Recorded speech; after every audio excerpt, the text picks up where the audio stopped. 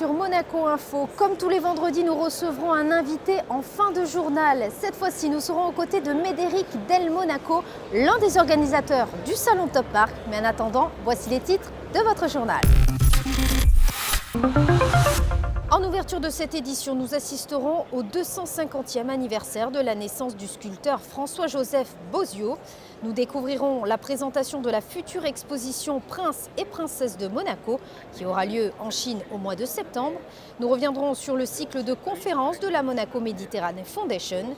Et enfin, nous assisterons à l'ouverture du 15e Salon Top Marque qui a ouvert ses portes ce jeudi en présence du souverain. Il en était question avec notre invité de la semaine et dans votre Focus Info de la précédente édition, le 19 avril a été marqué par le 250e anniversaire de la naissance de François-Joseph Bozio. Plusieurs temps forts ont été organisés en l'honneur du sculpteur. Les détails dans ce reportage. Elle commence ici. Premier temps fort des commémorations liées au 250e anniversaire de la naissance de François-Joseph Bozio devant le numéro 18 de la rue Comte Félix Gastaldi à Monacoville. C'est ici même, dans cette maison, que le sculpteur monégasque est né. Deuxième temps fort, à peine plus loin, sur la placette qui porte le nom de Bozio, orné de son buste. En présence du prince souverain, un hommage est rendu et un poème en langue monégasque de Louis Notari est lu. Kuma pufa na ugelu de grand volu, ailacha ou la toroca, ô François Bozi, permunta une chu versu suriu d'oro et versu cielo blu. E non te posi che chu e si me tu aute, unde sciurisce l'arte tu pura, unde trionfa a gloria. Ma chu da veia ruca non svanisce, pour vivre à Diani à to memoria. Il est vrai que tout le monde sur la principauté connaît le nom de Bozio, mais connaît un peu moins ses œuvres. Je pense à la statue de Louis XIV à Paris, à l'Arc de Triomphe donc, du Carrousel près du Louvre. Donc tout le monde connaît Bozio. Et donc aujourd'hui aussi cette commémoration, avec le travail qui a été fait par l'École supérieure d'art plastique, c'est un petit peu le lien intergénérationnel avec les artistes, les futurs artistes de demain. Car les monégasques, résidents et même visiteurs d'un jour, peuvent découvrir l'exposition FGB on the Rock, à proximité des Jardins Saint-Martin. Les étudiants de l'ESAP Pavillon Bozio ont travaillé autour des sculptures de l'artiste. Le parcours s'est poursuivi sur la place du ministère d'État, où se trouve l'une des grandes œuvres de Bozio, la Nymphe. Les commémorations se sont terminées là même où le sculpteur est à l'honneur depuis la fin des années 60, dernier temps fort au cœur de l'École supérieure d'art plastique Pavillon Bozio, où là encore de belles découvertes sont proposées grâce aux travaux grand format des étudiants. Une toute nouvelle création est dévoilée ici au Prince Albert II. Elle sera ensuite visible entre les murs du NMNM. J'ai réalisé ce travail en scannant en 3D cette nymphe de Bozio. Il y a eu ensuite plusieurs manipulations sur ordinateur et du modelage 3D. J'ai pu envoyer après les diverses parties de la sculpture à des compagnies qui ont procédé aux impressions. Je les ai enfin assemblées et le processus était terminé. C'est un artiste qui travaille beaucoup sur la question de l'édition, de la reproduction, du remix, de nouvelles versions notamment de sculptures néoclassiques. L'idée a germé de lui proposer en lui disant que nous avions cet événement autour de Bozio, en lui montrant les sculptures que nous avions au musée et en l'invitant à travailler sur ces sculptures comme un matériau. Sachez pour terminer qu'une autre exposition consacrée à François-Joseph Bozio ouvrira ses portes au mois de juin, au cœur, cette fois, du Palais Princier. C'est au mois de septembre prochain à Pékin qu'aura lieu l'exposition Prince et Princesse de Monaco. Cet événement culturel se tiendra en plein cœur de la cité interdite. Une conférence de présentation était organisée en Chine. Le récit de Patricia Navarro. Le 6 septembre prochain, le prince Albert II inaugurera officiellement l'exposition Prince et Princesse de Monaco à Pékin, en plein cœur de la cité interdite. Cet événement est organisé par le Grimaldi Forum, qui travaille depuis de longs mois avec le Palais Princier pour retracer les 700 ans de l'histoire des Grimaldi à travers des pièces rares qui, pour certaines, n'ont jamais été exposées par le passé. Une grande conférence de presse vient d'avoir lieu à Pékin pour présenter cette exposition au médias locaux. L'occasion pour l'ambassadeur de Monaco en Chine, Catherine Fautrier, de rappeler l'importance des liens qui unissent la Chine et la principauté depuis 20 ans, des liens qui n'ont cessé de s'intensifier dans les domaines notamment de l'économie, l'éducation, la protection de l'environnement ou la culture. Lors de cette conférence de presse, un accord a été signé entre le groupe de communication Hantang Culture et le Grimaldi Forum pour la campagne médiatique qui entourera cette exposition dans toute la Chine. 300 pièces seront exposées dans un double espace de 1400 mètres carrés du 7 septembre 2018 au 11 novembre. On pourra y découvrir pour la première fois le trône princier qui n'avait jamais jusqu'alors quitté le palais. La Monaco Méditerranée Foundation continue son cycle de conférences. Ce mardi, Thierry de Montbrial et Laurence Nardon ont abordé des discussions autour du thème « En quoi Trump a-t-il changé l'Amérique et le monde ?» Élément de réponse dans ce reportage. Avant et depuis son élection, Donald Trump développe une vision unilatérale qualifiée d'agressive qui prétend s'affranchir des règles internationales. Alors le refus du politiquement correct enclenché par le président des États-Unis va-t-il changer le monde politique ? C'est pas Trump tout seul qui a changé, parce qu'en réalité, effectivement, sa manière de faire de la politique, un peu vulgaire, un peu agressive et un peu anti-politiquement correcte, c'est pas lui qui l'a créé. C'est un mouvement qui arrive depuis longtemps, je dirais peut-être depuis plusieurs dizaines d'années dans le fonctionnement politique un peu partout dans le monde, mais principalement aux États-Unis. Donc il arrive porté par ce mouvement. Mais ce qui est vrai, c'est qu'il a une personnalité tellement hors du commun et une telle, certitude de ses convictions qu'il emmène ce mouvement de vulgarisation encore plus loin qu'il n'était quand il est arrivé. Les Européens ne portent visiblement pas Donald Trump dans leur cœur. Plus d'un an après son élection, il véhicule une mauvaise image auprès des politiques étrangères, avec une orientation vers un véritable protectionnisme et une plus grande ouverture de libre-échange du côté de l'Union européenne. Des convergences entre les deux systèmes politiques sont bien réelles. La grande question pour nous, Européens, c'est de savoir si on est sur la même pente ou pas. Alors,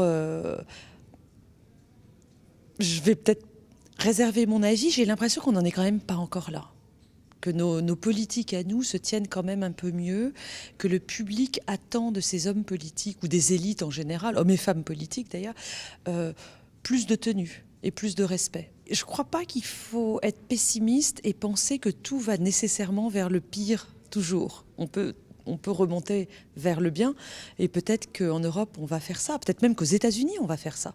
C'est par l'organisation d'un cycle de conférences que la Monaco Méditerranée Foundation est connue du grand public. Depuis sa création, des spécialistes apportent leurs témoignages en principauté. C'est parti pour la 15e édition du Top Marque. Le salon a ouvert ses portes ce jeudi, vous le voyez, et ce jusqu'au 22 avril. Dans un cadre de renommée internationale, cette exposition automobile annuelle fait partie finalement des rendez-vous incontournables en principauté. Les détails dans ce reportage. C'est un dessin d'inspirations anciennes pour un rendu résolument moderne. Le phénomène néo-rétro, littéralement nouveau-ancien, est de plus en plus répandu. Jeanlin Vintage surfe sur la vague en proposant une restauration totale de voitures emblématiques. Cette Porsche 911 type 964 est un pur produit 2018, entièrement équipé des dernières innovations. Cette philosophie offre la réimagination de la mythique sportive. On restaure des autos et notamment on fait donc des Porsche et des Porsche qui sont des Porsche actuels avec un look vintage. C'est-à-dire qu'on prend des bases de 964, Carrera 2, Carrera 4, donc Carrera 2 pour les 2 roues motrices, Carrera 4 pour les 4 roues motrices, et on garde donc tout l'ensemble moteur, boîte, pont et tout ce qui est technologie donc actuelle des autos. On redémonte tout, on remet à nu et on garde donc tout ce qui est éléments qu'on restaure, et après on repart donc sur un look des années 70. Créé en 1989 par l'ancien directeur technique d'AMG USA, Rentec est aujourd'hui l'un des plus grands spécialistes Mercedes haute performance. Leader sur le marché, la firme développe ses propres pièces pour les modèles AMG. C'est le dernier modèle de l'AMG GT GTR, donc c'est déjà leur jouet ultime pour qui veut aller s'amuser et avoir une voiture qui aille sur la route en même temps. Ils leur ont rajouté un package où on passe de 600 et quelques chevaux à 825 chevaux. Ils ont augmenté derrière le système de freinage et toute l'aéro et le travail de suspension a été aussi revu. À savoir que là, on est limité à 825 chevaux pour des questions de moteur qui restent d'origine. On a renforcé la transmission, toute la boîte et les trains, mais le moteur pour le moment reste standard, avec des turbos majorés et ainsi de suite autour. Mais l'interne même du bloc reste original. Donc l'étape d'après, ça sera de renforcer cette partie-là pour peut-être aller passer les 1000 chevaux comme on fait toujours sur les Nissan GT-R. Le salon Top Marque est à découvrir jusqu'à dimanche pour acheter, essayer ou tout simplement rêver.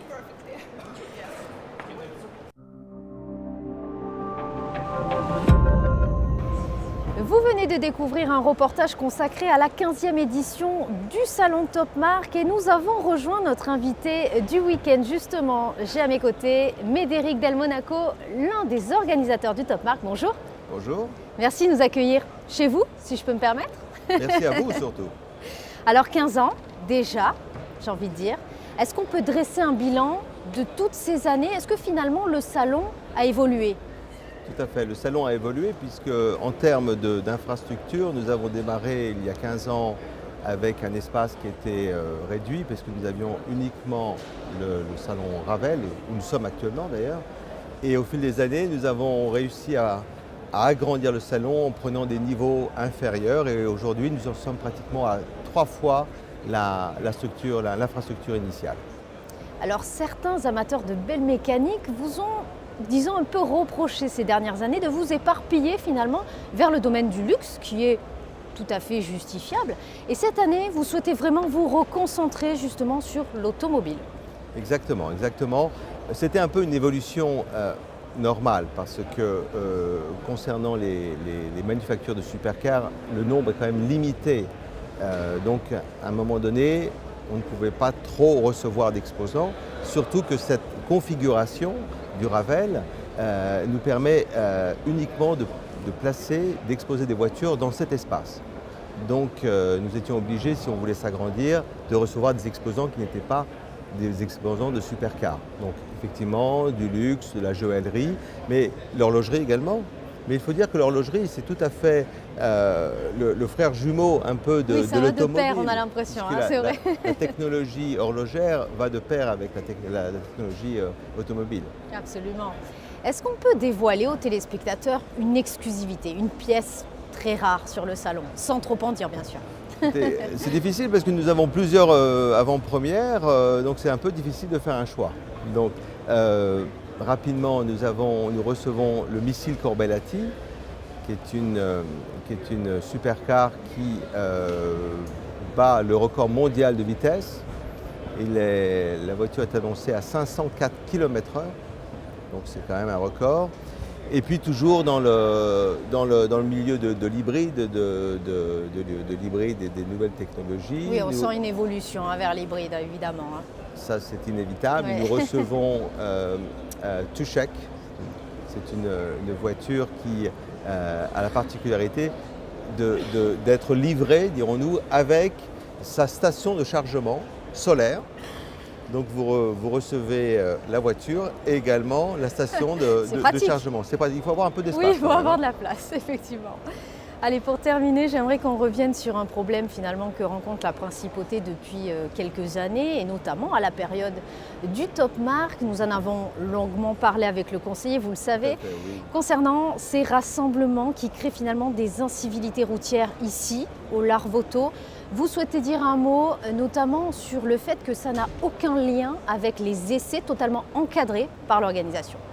Exactement. Alors nous avons nos essais donc, se situent à 2 niveaux. Nous avons d'abord des essais dans le flux de la circulation. Toutes nos voitures, à peu près 25 à 30 voitures sont badgées. Il y a une estampille très claire. Les conducteurs sont des conducteurs professionnels qui sont contrôlés, enregistrés. Ça, c'est un premier point. Et surtout, ils ont des indications de respecter le code de la route. Nous faisons très attention à ça. Nous veillons. Ils signent une charte de bonne conduite. Et il y a eu des débriefings avec les autorités, etc., avec les pilotes. Donc ça, c'est un premier point. Et puis, nous avons une portion de circuit Au niveau de la piscine, là aussi, il faut toujours respecter les limitations de vitesse, mais surtout les nuisances.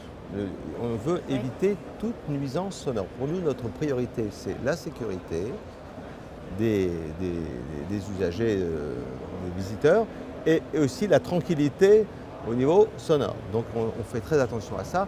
Alors nous avons connu effectivement, surtout l'an dernier, des clubs étrangers qui se rassemblaient, qui n'avaient aucun lien finalement avec le Top Mark. Oui. Peut-être ce sont des visiteurs, ça on ne sait pas, mais bon, dans notre quantité de visiteurs, c'est difficile de savoir qui est qui, mais ceci étant, nous n'avons aucun lien avec eux, nous soutenons, je répète, à 1000% les décisions du gouvernement. Bédéric Del Monaco, merci de nous avoir accueillis ici en plein cœur du salon Top Mark. On vous souhaite bon courage pour ce week-end. Il va en falloir. Nous allons avoir beaucoup de travail. Merci à vous. Je vous dis à l'année prochaine, j'espère. À l'année prochaine avec plaisir. Et je vous propose à présent de nous quitter sur la météo. Très bon week-end à tous. C'est un beau soleil qui rayonnera samedi sur la principauté. Les températures seront conformes aux normales saisonnières, comprises entre 16 degrés le matin et 22 l'après-midi. Dimanche, encore une très belle journée, même si quelques rares passages nuageux sont prévus. Lundi, les nuages se feront plus présents, mais la journée restera tout de même en grande partie ensoleillée. Mardi, quelques passages nuageux sont annoncés. Le temps se couvrira progressivement dans le courant de la journée. Les températures oscilleront entre 15 et 20 degrés. Mercredi, temps sec, mais les nuages seront toujours fréquents entre de belles périodes d'ensoleillement. Jeudi, temps globalement couvert avec de rares éclaircies.